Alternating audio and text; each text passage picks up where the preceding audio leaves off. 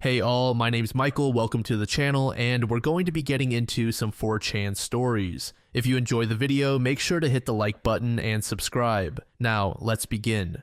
Be me, Alex, 28, front-end developer, semi-recovering from years of awful dating. Finally, at a point where I can say I actually like my own life. Lift weights, cook from scratch, read weird novels, got my finances on lock. Swore off dating apps after endless first dates that felt like interviews. Sister's husband sets me up with Mia. She's like properly funny, not TikTok funny. Agree to it even though blind dates usually mean prepare to die inside. Mia surprises me by being quick-witted, brutally honest, and genuinely nice. She mocks my coffee snobbery, I roast her for being a Disney adult. Awkwardness fizzles within 10 minutes and we're bantering like old friends. Actual dates, live jazz, escape room, stargazing instead of Netflix vegetating. She drags me to farmers markets, I get her into late night chess at cheap diners. For the first time, the world doesn't feel like it's set on extremely hard mode. After 6 weeks, she invites me to meet her friends, Amy, Riley, and Liv. Expected the typical lioness circle, one wrong answer means instant exile. Prepared for what are your intentions with our beloved Mia. Instead, they make me feel welcome, laugh at my dumbest jokes. Liv says, didn't think anyone could keep up with her, but you're close. Success, get folded into their friend group real quick. Brunch, board games, park picnics, people watching at the mall, no visible drama. And when Mia's with me on the weekends, she skips girls' night. Riley jokes, wow, she likes you more than tequila, must be serious. Amy gives puppy dog eyes and whispers, don't steal her away forever. Start to notice subtext, friendly, but always a crumb of guilt mixed in. Then one week, texts start getting weird. Random new Instagram account, DMs me, pic of a pug, hey you up, ignore it but get another message days later, this time from Becky goes boop. Saw you at Tess's Bistro Friday, looked like you were having fun. Weirdly specific, except Mia and I were out with her friends at Tess's. Red flag loads, but I chalk it up to a bored spammer. Show Mia the messages, she looks alarmed, tells me to block. 24 hours later, get another DM. Heard your girlfriend's friends are a little overprotective. Too many shared details to be coincidence. Get this pit in my stomach. It's not random after all. Party at Liv's apartment next weekend. As I'm filling up drinks, Liv asks, so any more weird online admirers? Somehow all three friends freeze, exchanging knowing glances. I play dumb. Yeah, came up in conversation, people are weird. Amy cracks, okay, fine, it was us. Just wanted to be sure you weren't a messaging back type. Smile like I'm impressed, stomach turning. Liv genuinely thinks this is next level girl bossing. Riley says, don't worry, you aced it. Mia overhears and instantly turns from chill to volcanic. You did what? Mia's voice could shatter a window. Riley, but it worked, he passed. Amy, we just wanted to be safe. Mia's face cycles from disbelief to gray disappointment. You think this is normal, that you can just control people like that? They try to frame it as proactive best friendship, but Mia's already deflating like a punctured tire. Rest of the night is frosty. Liv tries to joke about it, but no one laughs. When Mia leaves with me, says nothing for 10 blocks. Eventually blurts out, how often have they done this before? Did they do it with the others? I tell her it doesn't matter. What matters is trust and how people act when it's actually tested. Next couple weeks, Mia starts seeing her friends less and less. She defends them at first, railing against malicious intent, but I can see the gears grind. Every group text, every invite has that undercurrent of we know best even if you don't like it. Riley makes jokes like just protecting the homestead. Amy says I must be magic since Mia won't club anymore. Liv teases about her letting a guy get in the way and guilt bombs her if she misses brunch. Finally, after months of rationalizations, Mia's tired. Group chat devolves into infighting, people rolling eyes at Liv's drama and Riley's cryptic subtweets. Amy calls her in crisis over her ex for the 5th time, expecting therapist time on demand. Mia tells me she feels lighter with some distance, eventually leaves group chat and blocks notifications, no big grand goodbye. No fireworks, just sounds of friendships quietly dying. Meanwhile, Mia and I keep leveling up. Took a weekend trip to the mountains, met her mom, I host my own friends, and she fits in. We talk about trust, loyalty, and the weird games people play when they're insecure. One night she laughs when I bring her tea. Remember how my friends pretended to be Russian bots? Should have told them to try LinkedIn. At least that would be creative. Months pass, Liv starts dating a bartender who breaks up over text. Riley ghosts for days after every Tinder date flakes. Amy rotates through 3 roommates, never calls Mia. I realize the control group never cared about safety, just wanted their own lives to feel less unstable. Sometimes protection is just a way to justify controlling your friends.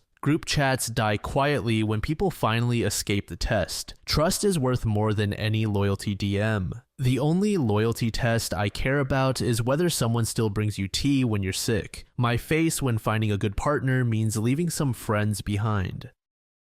Story 2. Be me, Maya, 25, documentary filmmaker working on project about social hierarchies. Grew up with 3 brothers who constantly complained about being overlooked. Always thought they were just making excuses for a lack of social skills. Maybe try being more interesting, was my usual response. Decide to film social experiment about perceived versus actual treatment. Plan to debunk their victim mentality with hard evidence. Set up hidden cameras in various public spaces for a week-long observation. Start documentation at local community college campus. Position cameras at main entrance, cafeteria, library study areas, expecting to capture equal treatment across gender lines. First day of footage review reveals patterns I wasn't prepared for. Female students constantly greeted by name, waved at, included in conversations. Male students walk same hallways like background characters in movie. Dig deeper into cafeteria interactions. Lunch ladies chat with female students about weekend plans. How's your mom doing, honey?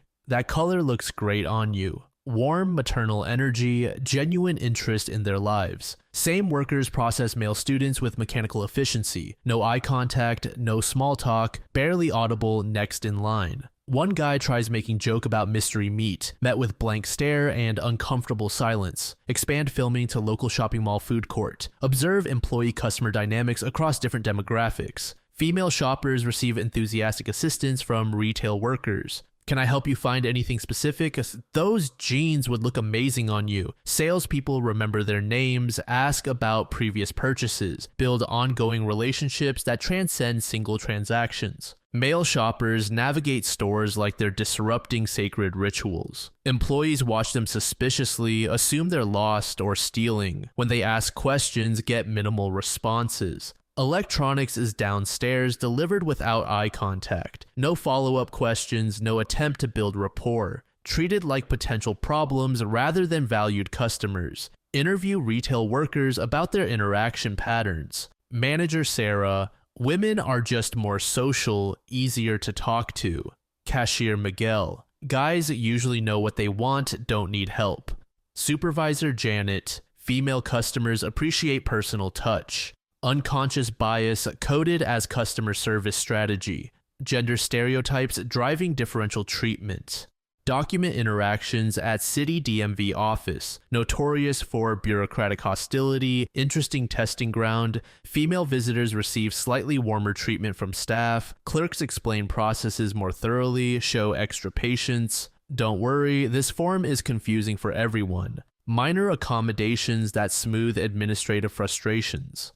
Male visitors get standard bureaucratic coldness amplified. Forms thrust across counter without explanation. Mistakes treated as personal failings rather than system complexity. Read the instructions delivered with exasperated sighs. No emotional labor invested in making process bearable. Efficiency prioritized over human dignity. Film at local hospital emergency room waiting area. Observe triage nurse interactions during non-critical visits. Women's pain complaints taken seriously, treated with empathy. I'm sorry you're not feeling well, let's get you comfortable. Nurses offer blankets, check back frequently, provide reassurance. Medical care delivered with emotional support component. Men describing identical symptoms receive skeptical reception. Pain scale of 1 to 10, delivered without warmth. Less follow-up care, shorter conversations about symptoms. Assumed to be exaggerating or drug-seeking more frequently.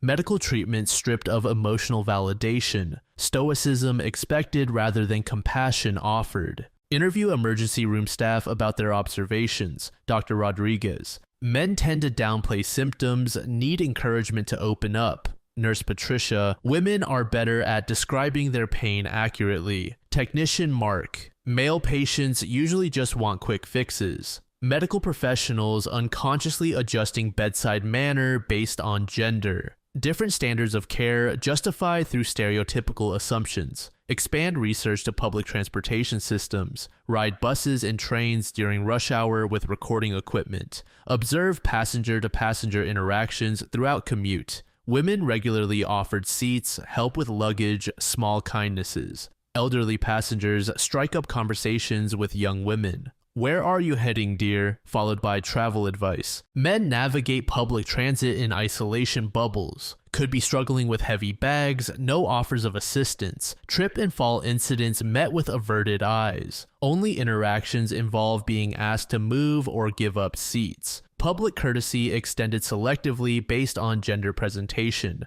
Document workplace dynamics at brother's engineering firm. Observe office holiday party through hidden camera. Female employees immediately included in social clusters. Colleagues remember details about their personal lives. How's your daughter's soccer season going? Did you finish renovating the kitchen?